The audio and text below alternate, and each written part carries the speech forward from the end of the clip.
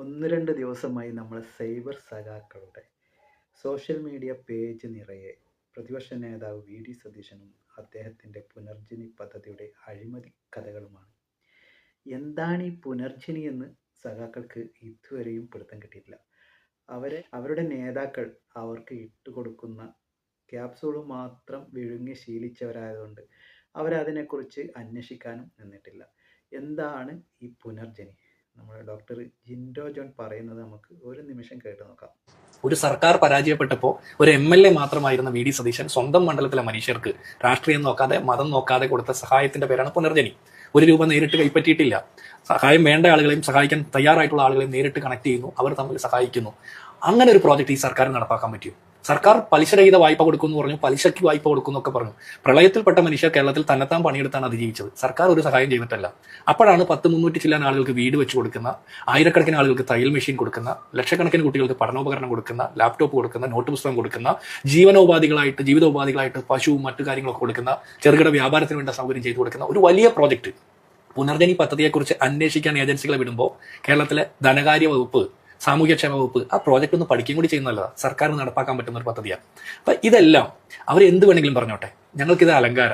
അപ്പൊ നമ്മൾ ജില്ലാ സെക്രട്ടറി ആയ സഖാവ് പറഞ്ഞ് ഒരു വീട് പോലും കിട്ടിയില്ല. പുനർജനി പദ്ധതി പ്രകാരം ഒരു വീട് പോലും സതീശൻ വച്ചു നൽകിയിട്ടില്ല. വിദേശത്ത് പോയി പിരിച്ച പണത്തെക്കുറിച്ച് വ്യക്തതയില്ല. ഒരു സ്ത്രീയാണ് പിരിവ് ഏകോപിപ്പിച്ചത്. ഇതാരാണെന്ന് കണ്ടെത്തണമെന്ന് രാജു ആവശ്യപ്പെട്ടു.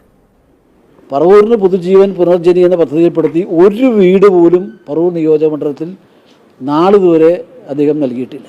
അപ്പോൾ സഖാവേ, നമ്മൾ ആദ്യം ഒരു സഖാവിൽ നിന്ന് തന്നെ നമുക്കൊന്ന് തുടങ്ങിയാലോ?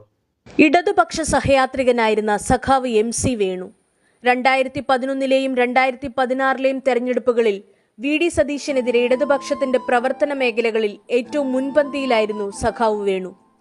പറവൂർ വാവക്കാട്ടിലെ വഴികളിൽ തുടങ്ങിവെച്ച വിപ്ലവ വിളികൾ അവസാനിപ്പിച്ചത് CPMന്റെ ലോക്കൽ കമ്മിറ്റി ഓഫീസിലെ ഉത്തരത്തിലായിരുന്നു. ജീവിച്ചിരുന്നപ്പോൾ സഹായിക്കാത്ത ഇടതുപക്ഷത്തിന്റെ സഹായം വേണ്ട എന്ന് 4 ചുവരുകൾക്കുള്ളിലെ സുരക്ഷിതത്വം അന്വേഷിക്കുമ്പോഴും വേണുവിന്റെ ഭാര്യ സുധ ഉറപ്പിച്ചു. ശ്രീ വി.ഡി. സതീശന്റെ ഇടപെടലിൽ പുനർജനി പദ്ധതിയിൽ ഉൾപ്പെടുത്തി സഖാവ് വേണുവിന്റെ കുടുംബത്തിന് rotary club of Cochin central വീട് വെച്ച് നൽകി. അപ്പം മറ്റുള്ളവർക്കൊന്നും കൊടുത്തില്ല എന്നാണോ നിങ്ങൾ പറഞ്ഞു വരുന്നത് എന്നായിരിക്കും നിങ്ങളുടെ അടുത്ത ചോദ്യം. പറവൂർ താലൂക്ക് ആശുപത്രിയിൽ മരം മുറിക്കുന്നതിനിടയിൽ കയറ് കഴുത്തിൽ കുരുങ്ങി മരിച്ച വയനാട് സ്വദേശിയുടെ കുടുംബത്തിന് വീട് നൽകിയതാണ്. വളരെ സന്തോഷം തോന്നുന്നു. വെച്ചാൽ ഒരു വീടെന്നുള്ളത് ഒരു സ്വപ്നമായിരുന്നു, ചേട്ടൻ്റെ സ്വപ്നമായിരുന്നു.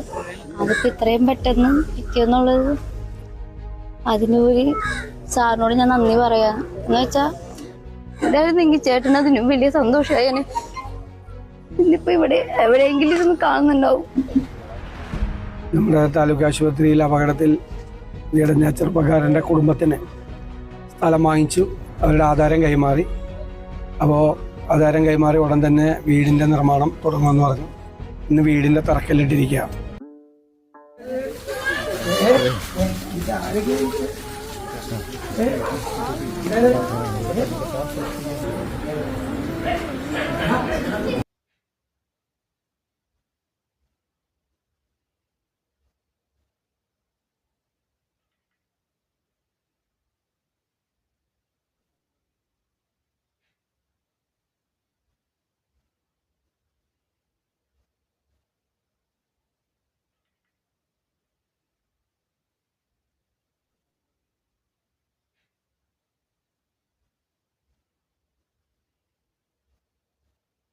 നമ്മൾ താക്കോല് കൊടുത്തിരുന്നെങ്കിലും അവരുടെ സമയമൊക്കെ നോക്കി പാലയാച്ചി ഇന്നാണ് കുടുംബത്തിലേക്ക് കയറിയത്.